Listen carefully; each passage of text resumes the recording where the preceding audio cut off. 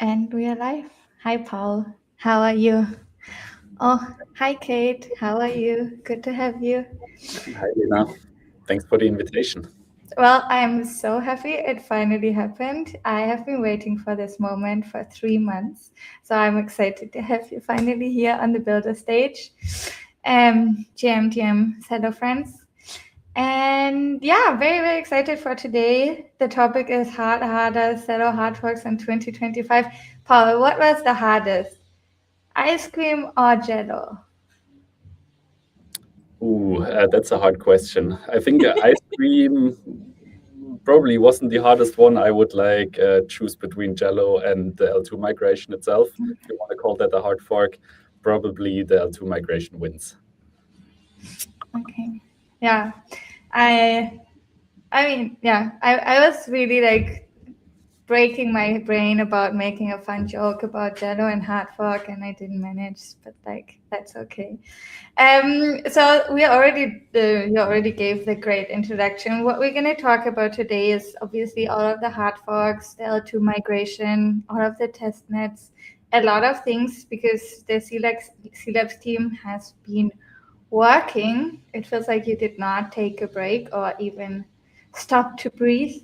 So I hope you're all taking some time off. But I invited you here to talk through all of the upgrades and also what that means for the developer community. Since the L2 migration, obviously, we've seen a huge rise in applications deploying on Celo. And that was obvious, more interoperability, easier to build on. But we have so much more that came this year. So I'm very, very excited. A little overview about that is, and thank you, Kate, for providing this amazing info. But yeah, it was, I think, a very incredible year for Celo. We had the migration, we had 4 hard forks, seller names launched. Yeah, cLabs did the most incredible job. But yeah, MiniPay also scaled to 11 million users. We added a lot of major DeFi players to our DeFi flywheel, and we hit 1 billion transactions, and we are the L2 with the highest daily active users, and also something with USDT transfer. So Celo is doing the work, and very, very proud to, yeah, and also huge shout out to the cLabs team for all of your hard work. And now let's dive right into it with the first. Celo is officially in L2. So Celo, I remember it was a huge day.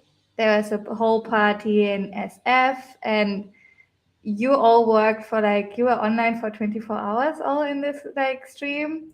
Something like that. Um, it was tough. So yeah, let's get into it a little bit. What were the biggest updates that came with this migration? Yeah, for me, thinking about it now, the funny thing is that it feels like it's years ago that we did this upgrade, but it's only 8 or 9 months ago that we actually did that. But yeah, it feels like we've been in L2 forever. Yeah, the work, and maybe that's because we started working on it literally years ago. So the migration, we prepared it for more than 1.5 years before that. So there was a massive amount of work that went into it. Basically, from the tech side, you can say that we basically rewrote the whole blockchain. So we had some old code. We threw away a lot of the historical code, stuff that was worthwhile while Celo was an L1, but didn't make sense anymore when we became an L2. And yeah, throwing away stuff always means more work because you have to re-implement it, but it also makes maintenance easier.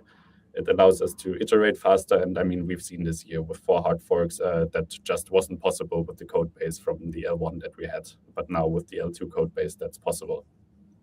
Amazing. But you say you threw away a lot of old code, but I know we still kept the main functionalities that make Celo so special, fee abstraction. Augmented reality. that stuff basically we built that with a fresh mind on top of the OP stack. That helped improve stuff, and it also meant that we are now closer to Ethereum than ever. So I think for developers the important part is Celo, like the L1, had some changes to how the headers looked like, how the blocks looked like, and that always caused like subtle incompatibilities. But now with the L2 migration, this is all gone, and the standard tooling that Ethereum developers are used to from other L2s, from Ethereum itself, also work for Celo now, which is like a big improvement. Yeah. Now that's I could see it live with like builders building on Celo and moving and just waiting for the moment, all going live with us. I think we went live with, Kate can also write that in the chat, but I think 40 partners or more, like a lot of partners were live with us. And also our downtime was like super small, right? Yeah, I think that's something that me and the team are actually really proud of. I think when we started like working on the migration, nobody had ever done this kind of stuff. So we took the state that existed on the L1 and moved it over to the L2. When we first like had like a migration process that could do that, it took multiple hours to go through all the blocks and update them. And then we started working on that, looking what's slowest. And in the end, we went down to that part roughly needing 5 minutes. Then with some security overhead, we were down for 20 minutes, I think something like that. So it's been crazy that we were able to achieve that. And I think, it wasn't as disruptive for people as we initially thought it to be.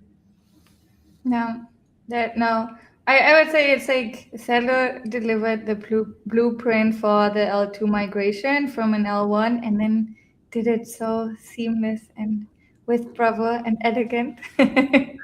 And Kate also just said it was 110 partners. So there was like a huge, huge lift. Like they all were ready and excited. And and the partners were amazing. I mean, that was like not just like, please update your software kind of like hard fork, but it meant like, hey, you need to get your node down. You need to prepare. You need to run software to prepare all of it. You need to get up in the middle of the night to not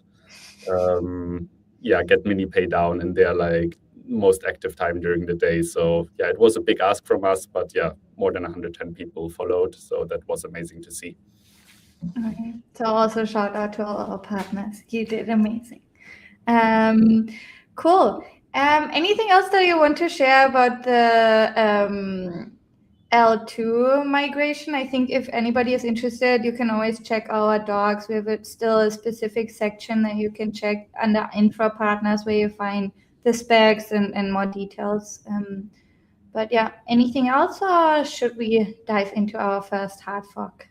Yeah, I think maybe the last thing that's interesting for the devs here in the stream is that during the hard fork, we also enabled a lot of like Ethereum hard forks that weren't enabled on Celo beforehand.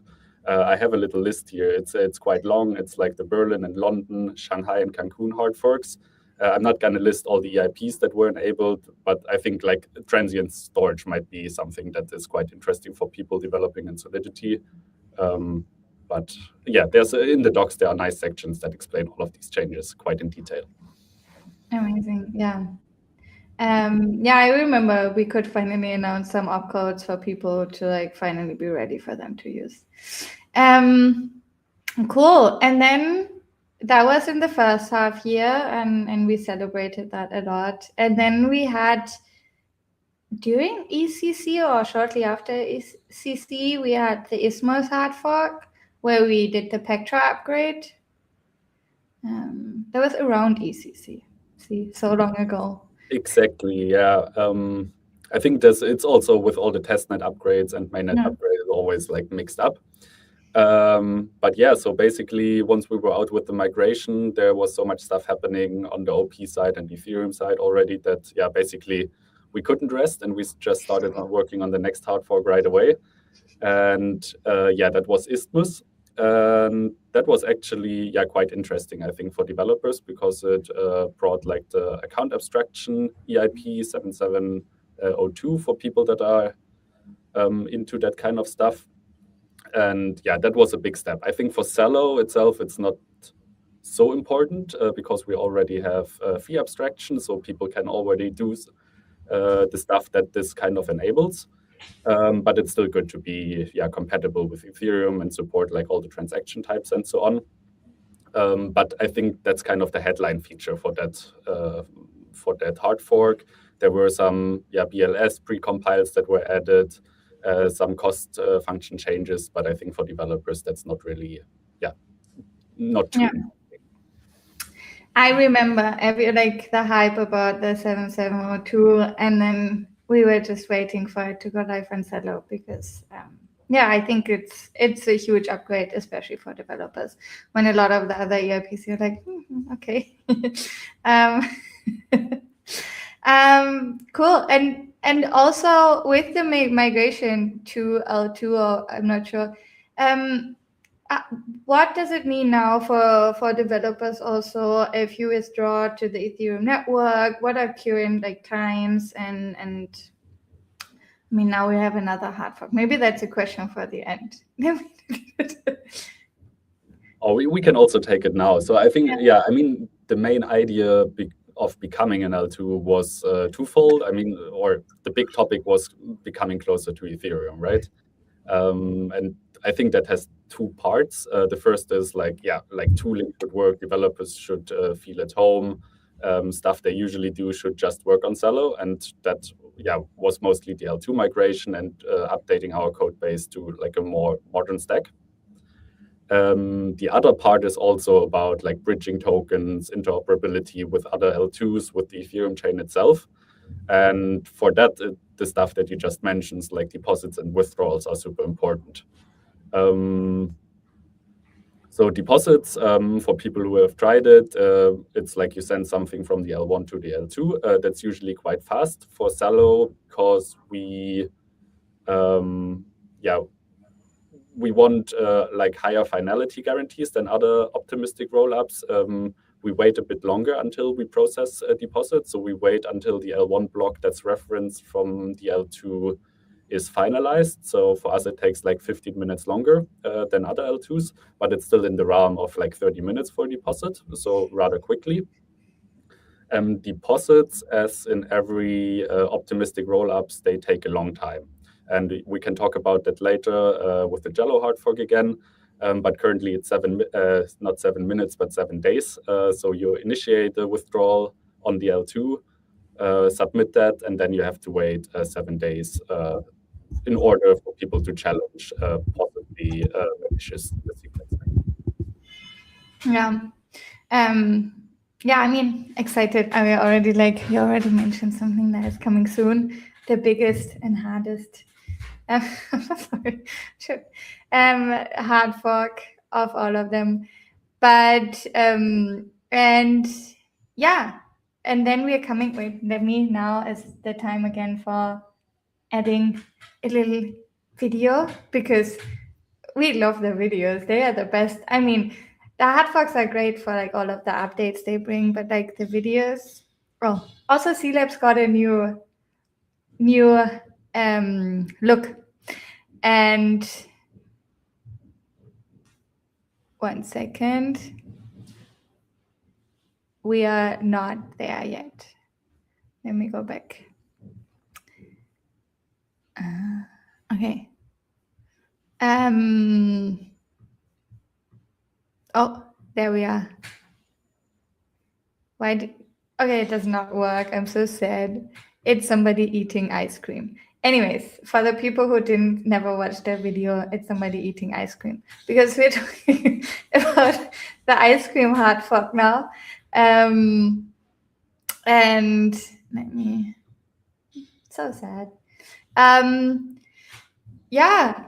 That was huge. That was can you tell me more about the ice cream hard fork? I think that was probably the hard fork that I was the least keeping an eye on, so maybe I can get everybody a little bit more of an introduction.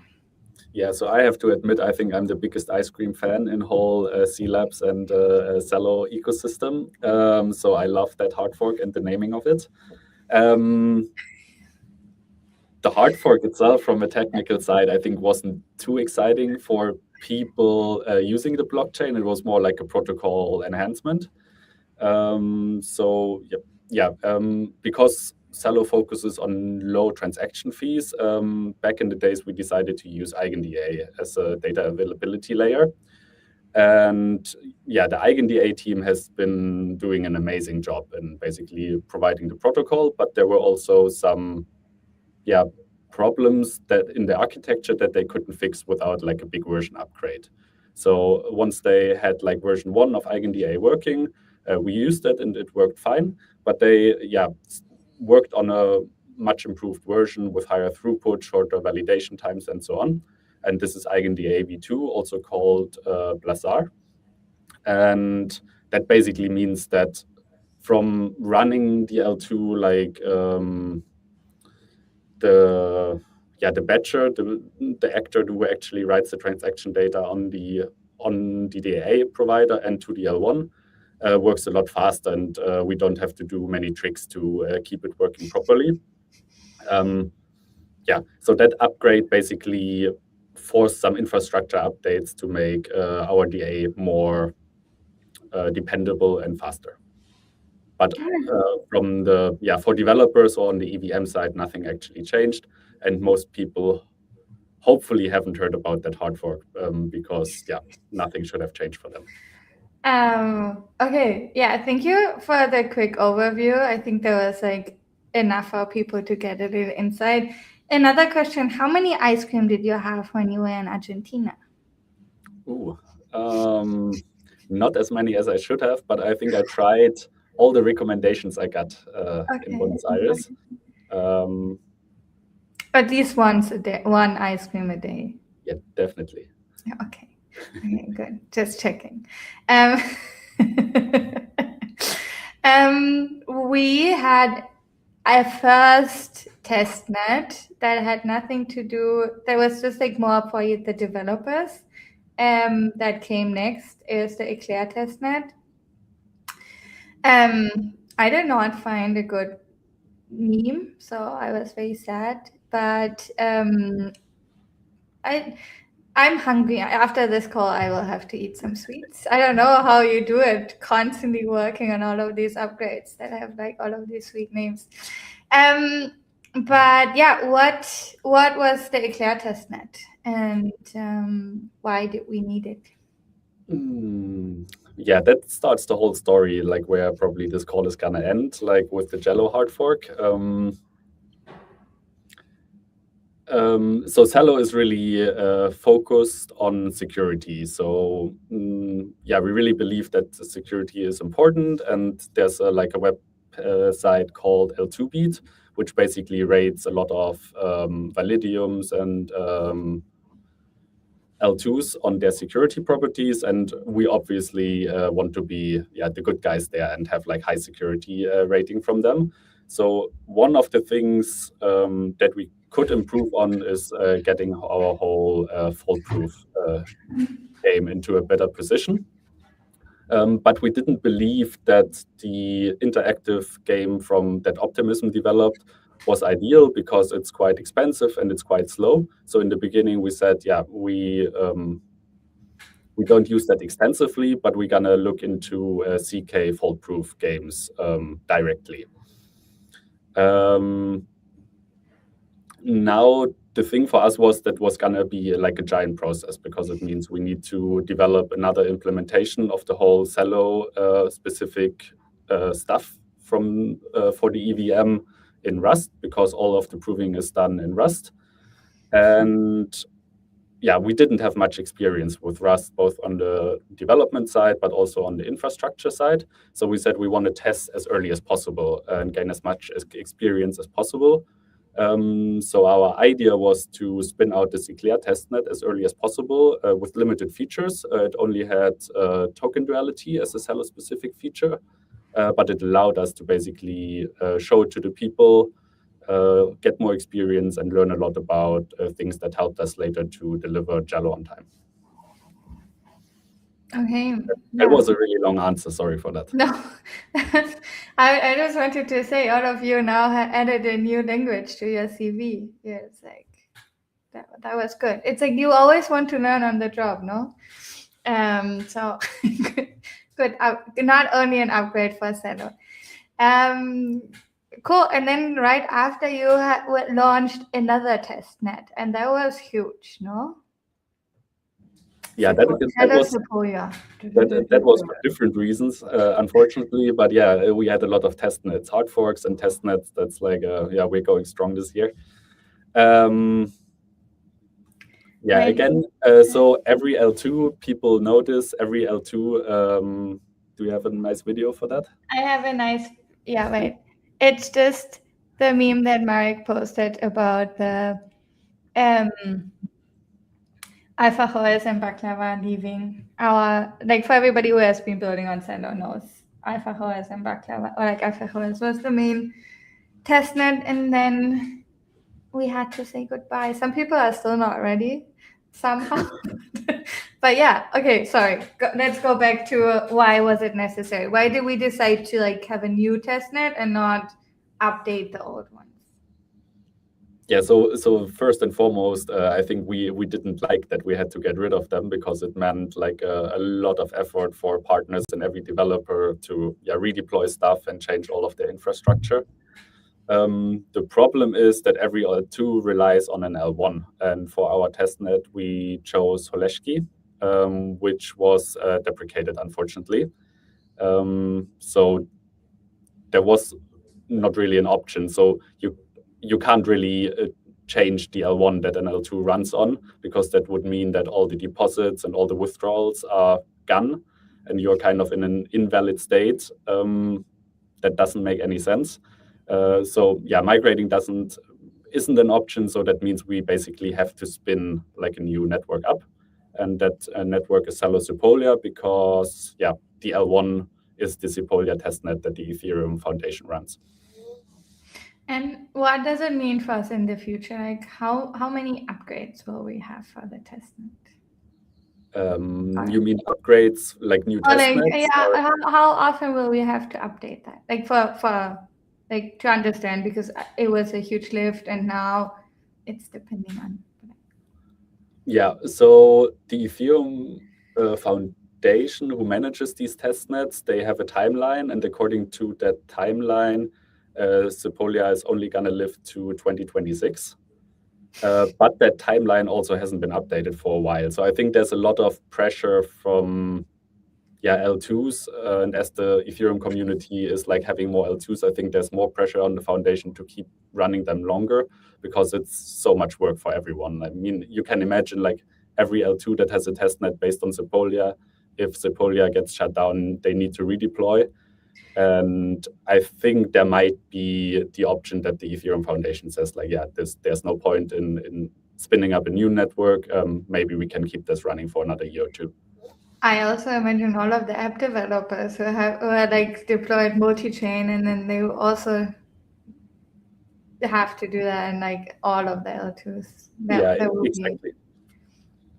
Yeah. So I'm hopeful. I think we are pushing that to keep like Sepolia running longer. But yeah, it's a bit unclear at the moment. Sounds like a good goal to have. Let's push for that. The last and the best. Oh, just a very quick. And then also Celo hit monthly revenue for Celo was up by 10x since January 2024. Just like as a highlight in the year, it's not. And then we are getting here. Best video of the year. I was about to say I love that video. Gets a trophy, 100%. Cool. So Celo hardfork, the hardest hardfork of the year. The hardest hardfork. Yeah, that's an exciting one. We already talked about it a lot like during the year. So we basically started working on this in spring already. and it's quite complicated, but it's also like a big step forward in security. So withdrawals are a lot safer now. We have like a set of challengers. It's basically people or entities that monitor what our sequencer and proposer are doing, so people can be sure that we can't cheat. And on these like L2 beat ratings, which I talked about, like a security, like a website that rates the security of rollups, we should also get rated a lot better. They're currently in the process of reviewing this update, so it's going to take some time until the update is live on the website. But we expect that we get a much better rating after they've been after they have done that. Okay. Very exciting. Yeah. I remember even like when Celo became an L2, people were like, yeah, but it's not safe for the users, or like so secure, like just having the optimistic roll up. So I was very happy when I heard the news, and now it's implemented. And it was, I know it was really tough. Like how was it for the team, or what were some issues? Or if you want to share. So the big thing, which I already like shortly mentioned, is that we chose to cooperate with the Succinct team to do that. So we're using like a technology that's called OP Succinct Lite, which basically doesn't validate every block in the Celo blockchain, but only validates blocks or proves that blocks are correct when there's like a challenge on chain. So that's like validating every block is already possible, but it would make it too expensive for Celo. So we chose the other way, which gives the same kind of security guarantees, but for a lot less money or lot less spending, which helps us to keep our transaction fees low. The problem is that Succinct Lite is built in Rust, and our stack was written in Go. So you figure we had to rewrite all of the Celo specific stuff like token abstract, fee abstraction, and token duality again in Rust. So we learned a lot of Rust. We learned a lot about like the whole Rust ecosystem, Ref clients, and so on. And that was an interesting one. It was definitely hard work, but also basically writing a second implementation led us to think about a lot of edge cases.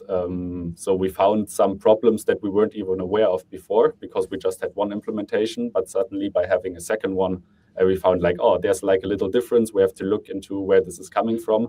And I think it made our specification and our implementation even better than before. Amazing. Congratulations on pulling this off. Like for Hardforks, that's huge. And now it just happened last week, and it was a huge success. So to close this off, how many Hardforks can we expect in the years? Will it be 5? I wonder if people want more or less. Like I'm not sure. I think from the dev side, 4 is kind of a sweet spot. Like it's good to have updates regularly and like bring new features up to people like quickly. But it's also a lot of work and a lot of overhead to do these hard forks because it involves a lot of testing and updating testnets and so on. So I think like one every couple of months is kind of a good pace that keeps everyone happy.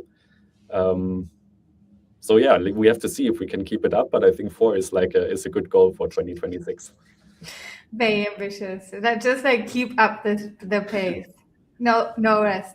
And the next hard fork is already planned, or not specifically, but we already know what we're gonna work on. And when I say that, I mean we're super interested in community feedback. So if people have things that they want to get solved, EIPs that they're super interested in, or stuff, that's just like hard or bothersome for them, like we like to hear that. What we're currently looking into is like the Jovian hard fork. That's more like a protocol related update that's coming from like the Optimism stack again. So there's not a lot of user visible changes or developer visible changes, but it's mostly like cleaning up some code. And I think the headline feature for Celo is that the minimum gas price is going to be configurable. So nothing that people need to care about. It's more for us as a platform. It makes some stuff easier that was quite difficult before. Okay. And then for developers, probably more interesting is like the Fusaka on the L2 upgrade, which is we're probably going to look at after the Jovian hard fork. And that will basically, include some interesting stuff. So the headline feature for Fusaka was peer DAS. So that's nothing that's interesting for Celo. But there's a lot of security improvements for the protocol, like a lot of more block size limits, transaction limits, updates for gas costs for opcodes and so on. So stuff that basically allows us to scale Celo more because it kind of manages the worst case or like attacks of people to the chain that limit currently how much we can, how big we can make blocks. But there's also some developer-focused stuff. So there's a new opcode for counting leading zeros that can optimize some smart contracts. There's some new cryptography support, which will make stuff like keys that are derived in phones a lot more usable on the blockchain, which is amazing. And some config stuff for people doing more like interactions with the blockchain itself. Okay, so user improvement, smart contract improvement. Yeah, that one is like a bit for everyone. That's going to be for the community. Amazing. Thank you so much, Paul. I think this was super, helpful for all developers to understand what happened, what's going to happen in the next year. And anything else that you wanted to share? If you have any requests, you can go into the Celo forum and just post it there. If you have any needs, as Paul already mentioned, if you want to see a specific EIPs, just post that in the forum and we are happy to review and see if that is a fit. But anything else? No, I think I can only say thanks to the community. I mean, we've seen a lot of adoption from Celo. A lot of big projects have gone live on Celo this year. We see a lot of usage on MiniPay. So it's amazing. MiniPay apps are growing hugely. So that's great to see. I mean, that's what motivates me and the team to work that hard. From my side also big thank you for the team. I mean, they pushed hard, both on the cLabs and the Celo Foundation side, for an amazing year. And thanks for inviting me here. Thank you so much. Thanks to the whole Celo team. I agree with you. It's been incredible to see the growth of the ecosystem, of the builder ecosystem, of the transaction, of chain revenue, everything. It's looking amazing, and it's nice to go into the end of the year like that and to feel like we worked really hard and we achieved a lot, and we're very excited for the next year. As you mentioned, mini apps. If you're building a mini app and you don't build yet on Celo, please reach out. If you want to learn more about cLabs and follow all of the updates, make sure to follow cLabs on Twitter, and make sure to reach out to us here. And Celo devs, if you have mini apps that you just post them and make us test them. Paul does not have a Twitter account, so he does not want to test your mini apps. But I will send him some. Another shout out is there's a contest right now running where you can play mini app games on Farcaster, and they are really fun, and they're on Celo. And you can vote until 6 p.m. GM for 2 more hours and play them and choose your favorite app. And it's the semifinals. Okay, thank you so much, Paul. Everybody, if I don't talk to you anymore, have a lovely holidays. And thank you so much for joining today, Paul. Thank you so much. Bye-bye. Bye-bye.